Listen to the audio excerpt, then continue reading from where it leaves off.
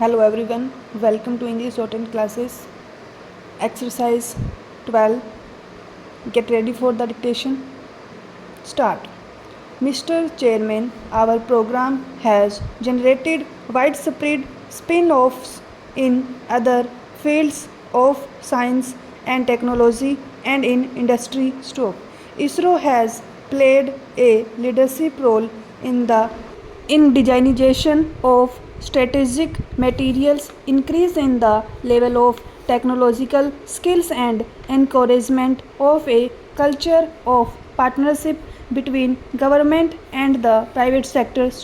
Lastly, our space program has earned international repute. We have achieved global standards in space technology and its applications. Recently, a visiting dignitary told me how impressed all the Asian countries were with our capabilities and want to expand their cooperation with us in the field of space. I felt very proud to hear this. The Indian national system is one of the largest constellations of communication satellites in the Asia Pacific region. Indian remote sensing satellites provide high resolution imaging capability not only over India but also other parts of the globe. Our launch capabilities are recognized globally. The Polar Satellite Launch Vehicle has 16 successful flights and put 44 satellites in orbit, 25 of which belong to foreign parties. India has emerged as a world leader in building versatile satellites such as the recently launched OceanSat 2. Having achieved so much, it is important that we look ahead and plan for the future.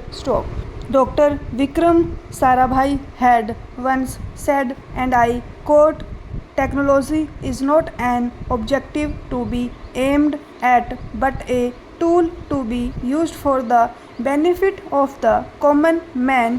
Unquote. I believe it is important for ISRO to concentrate its resources and involve a prospective plan for its future development that is based on clearly defined objectives and benefits. Large scale poverty is the foremost challenge facing our country. The unfortunate truth is that the fruits of our growth are not equally shared among different segments of our society.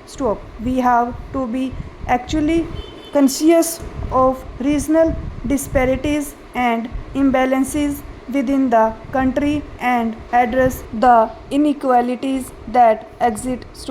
Space based applications are a very potent means of bridging these divides in our society.